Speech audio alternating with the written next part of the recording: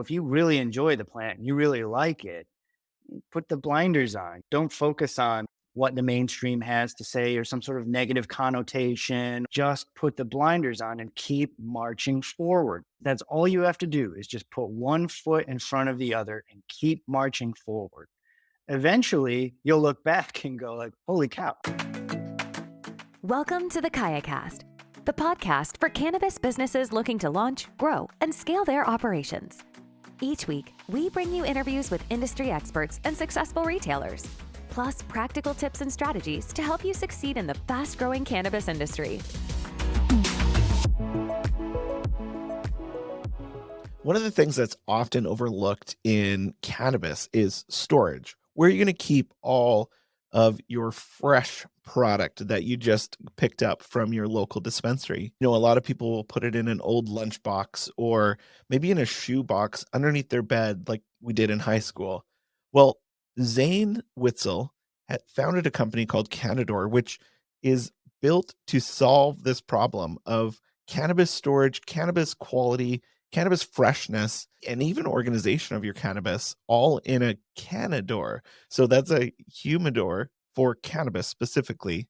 And on the show, Zane and I get into what sort of humidity levels you need for your cannabis to keep it fresh and to keep the cannabinoids and terpenes fresh as well. There's a certain humidity level that's different than cigars or tobacco that you have to have for your cannabis to keep it fresh. So let's jump into this conversation with Zane, and I'm really excited to share some of his knowledge and insights into how to have a better longevity to your cannabis products.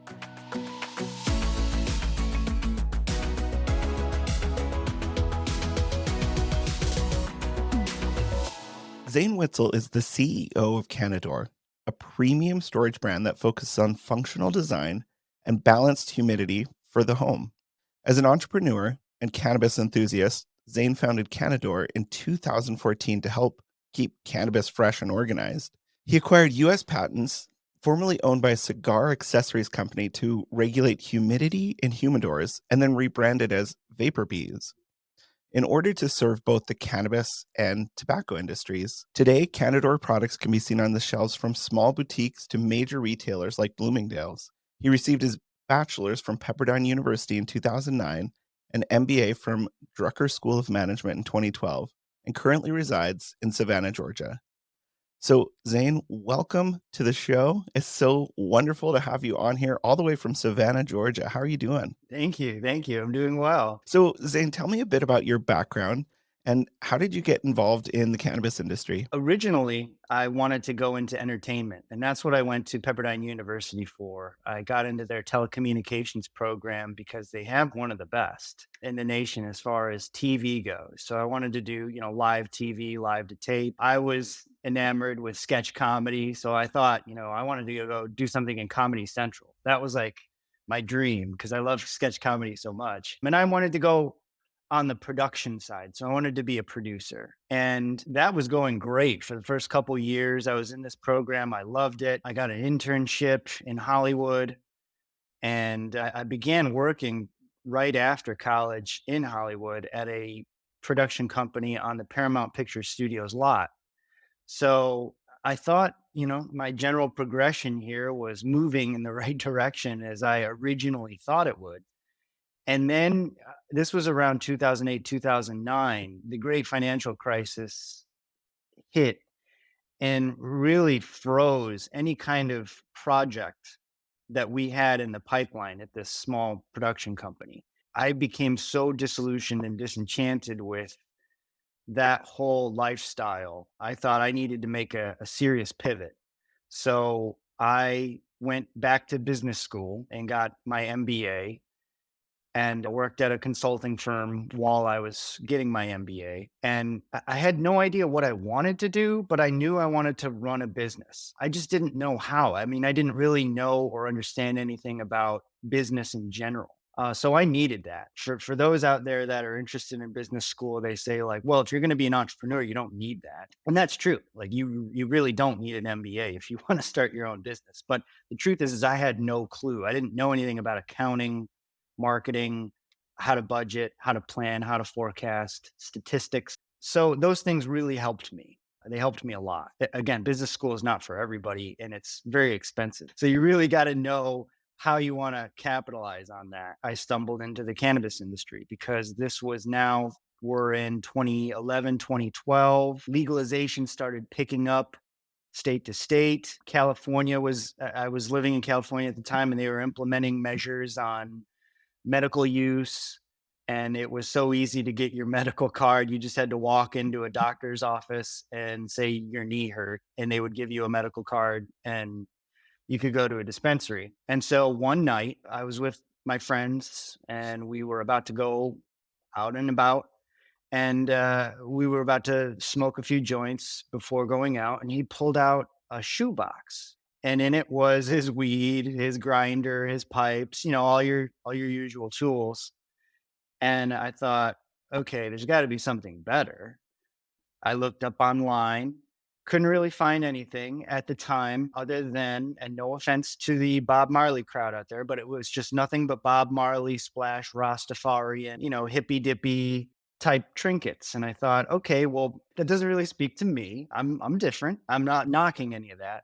I'd like something a little bit cleaner, nicer, classier. And I thought, okay, well, let's look into building a humidor. I mean, if there's a humidor for tobacco, why can't there be a humidor for cannabis? And so that began my exploration on understanding the subtleties of storing cannabis versus tobacco because they're different. It's not the same. You can't just throw your weed in a tobacco humidor. You got to understand a couple things. So I adapted a lot of those elements and I ran with it. And I think it was 2013. I just decided, hey, I got to get this idea out and let the public tell me if they want this or not. I'd love to hear kind of, what makes a humidor for cannabis unique. So all cannabis has terpenes and various terpene profiles. And all of these terpenes affect the cannabinoid profile as well. So they modulate and influence the overall cannabinoid on the body. That's number one. Number two is the terpenes retain the flavor. Some are more piney, some are more pungent, some are more fruity. All of these terpenes have various flavor characteristics. And if you're spending a lot of money on weed, you want to be able to taste it. And what better way than to make sure it doesn't dry out or lose its moisture content? So all of the buds, after they've been properly cured, still must maintain a level of moisture. Otherwise, if you go to smoke it, it's going to be harsh, especially on your throat. It's going to burn and taste just bad. You want to be able to have something that will maintain the integrity of those terpenes, and the best way is to keep keep a somewhat moist environment, not too moist. So cigars are kept at a higher level of humidity, 68 to 72% relative humidity, whereas cannabis is kept slightly lower, say 58 to 65% maximum. And that range is just ideal for a better smoking experience. That level of humidity needs to be different than cigars. And does it help also keep the longevity of your cannabis? Like, can you keep it longer instead of like, throwing it in a baggie inside of a shoebox? Like, will it stay better longer? So, in terms of length, what we know, and I wish we had more studies on this because we're really working on studies that have been done many years ago by scientists who studied the degradation length of cannabinoids themselves. And the only study that we have to go off of says that there's basically a 2-year curve of when those cannabinoids lose their potency. All strains are different now, and a lot of crossbreeding has probably influenced a lot from when that study was conducted. So I don't ever definitively say, hey, this will increase the longevity of your cannabis. That's not true.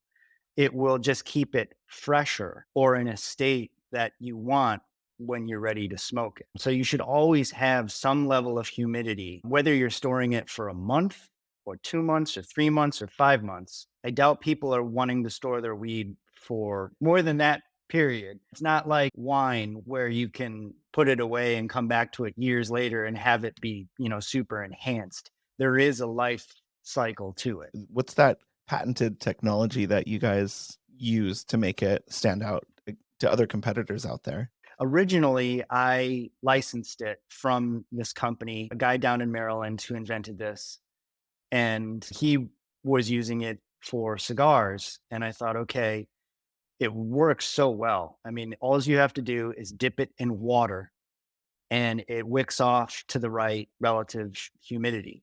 There are a lot of products on the market that are more like sponges or require chemicals like propylene glycol in order to maintain the relative humidity. So this one just required adding a very small amount of water, and these beads, which are filled in this plastic case, have micropores that are impregnated with a salt based solution. So the contact of the water with the beads allows it to be both a desiccant and a humidifier at the same time. You want the humidity to maintain kind of a level path. And this product did that fantastically. So I decided to acquire it from him, and I tweaked the composition of those beads in such a way that you can dip the water and maintain a lower relative humidity for cannabis, and was able to segment, tobacco use, cannabis use based on the property of the beads in those cases. It almost sounds like a science background. Where did that kinda come from? Like, to be able to change it and alter it? Or was that just you in your garage? Like, just Yeah, it really was. It really was. It was just experimentation and trying to figure out what works. There are actually a lot of labs out there that do testing for cannabinoid content and terpenes and things like that. And I approached a lab at one point. I was like, "Hey, can we do some testing for humidity and humidity control?" We tested the humidors for efficiency and maintaining certain levels of humidity, and then kind of set thresholds based on that. Yeah, no, I don't have any sort of science background other than trial and error. The KayaCast is brought to you by KayaPush, the cannabis industry's go-to software for simplifying people management. Streamline your HR, payroll, compliance, and employee management with KayaPush.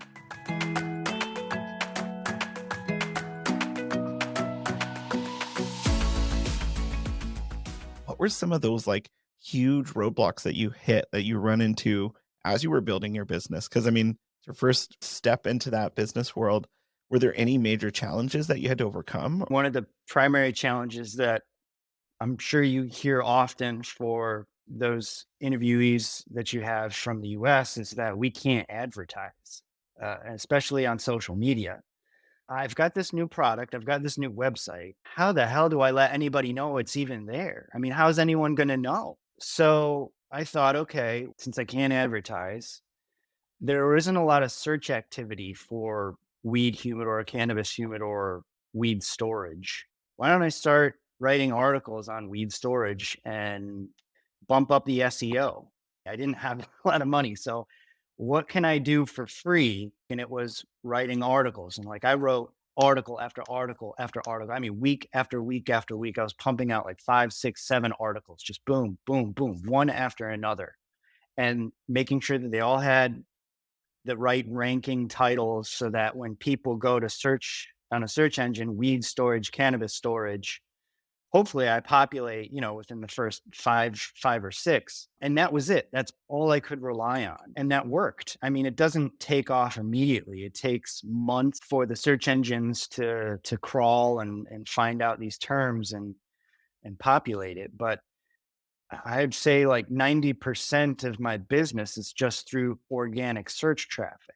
Do you think that your company would grow even more if some of those advertising barriers were lifted? Because there's probably lots of people out there that are looking for kind of a high-end solution for their cannabis storage. What illustrates that point most is when a major retailer reached out to me. I mean, that to me was like a sort of awakening. It was like, holy cow, like Bloomingdales reached out to me and they said, "Hey, we'd love to have you in our stores."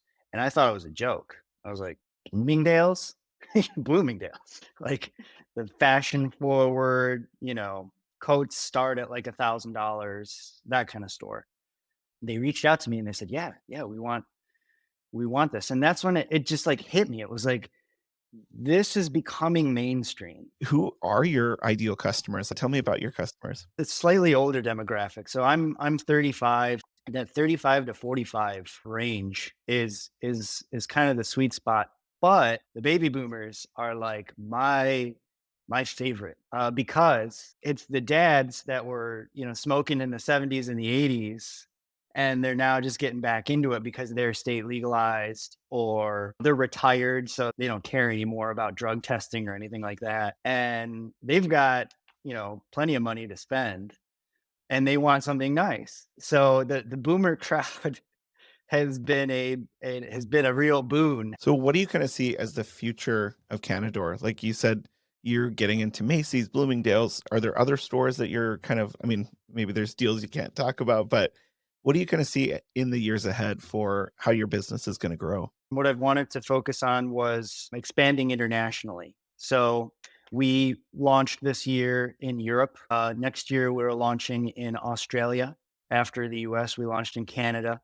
So we have warehouses and distributors in Canada, the Netherlands, and soon to be Sydney, Australia.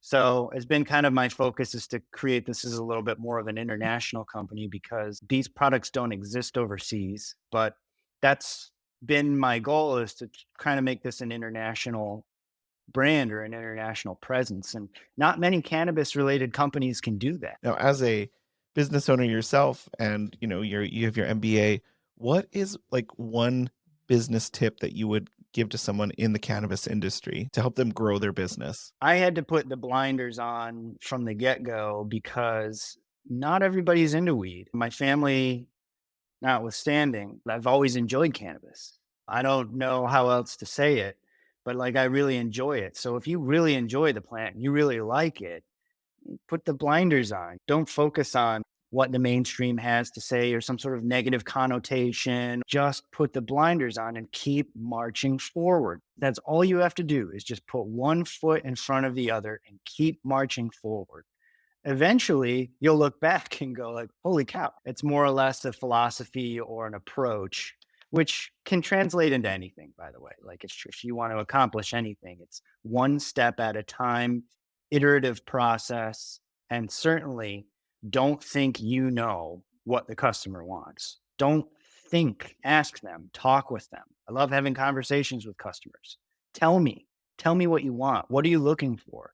What are you interested in? You have a bias about how you think things should be, but the market will tell you. Let the market tell you. You know what? That's such good advice. I think really like focusing on as you're growing your business, don't listen to the haters, like and they're going to be all around you. They're going to say, "Why are you doing this? Like why are you starting a humidor cannabis business? Like why are you starting a cannabis podcast?" It's so easy to kind of focus in on those negative comments and go like, like, either what am I doing wrong and what is this guy not getting? And then you fall into that pitfall of negative thinking. So yeah, put those blinders on and just keep moving forward. You may eventually come to a time where you don't need them anymore. You can fully see things the way you had envisioned originally. Dude, that's such great advice. I really that's I'm even taking that advice because I know there's oftentimes I'm looking around like, am I doing the right thing? But I think just focusing and knowing and having that like certainty that just keep going, just keep moving forward. And One step forward. You don't have to, and that's another thing too. I think people look for big wins or big victories. If you're into baseball, be happy with singles. Rack up as many singles, get a couple doubles. If you get a home run, fantastic. But don't always expect home runs. I mean, be look at everything as just like a series of singles and doubles. That's all you need.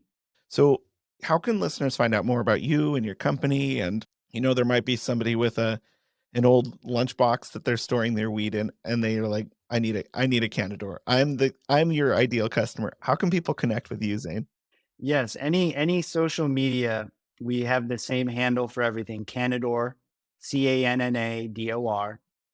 or Cannador.com. I guarantee you we've got some storage product because I started with 2 models, and we've got 12 now. They've got different variations and places for you to store your accoutrement, your tools, drawers, lockable. They're safe if you have children. The craftsmanship that goes into it, it's like a piece of art on your desk. And then the safety component of like being able to lock it, keep it safe from kids, exploring it. That was the one thing I wanted to make it so if you put it on a coffee table or an armoire or your dresser, if you see it, it should just look like a nice humidor or a box. Like, you're not looking at it and immediately thinking like, oh, there's weed in there. Like, you wouldn't even know. And these humidors, because weed does smell, they have like a double slotted seal that goes all the way around it. So you can load these puppies up with, your finest, and you wouldn't know it. I'm not saying it's 100% smell proof, because eventually you're going to come across that sticky strain, and it's going to it's going to linger. But overall, these products do a fantastic job. I'm actually really proud of the way these things maintain smell as well. So again, we wanted it to be something that you can just have out feeling sheepish about it. Well, Zane, thank you so much for taking this time to kind of share your journey of growing your business and also giving great insights into storage. I don't think a lot of people think through that. And so I just want to thank you for being on the podcast, and I had a great conversation. Thank you. I enjoyed being able to share my story as well.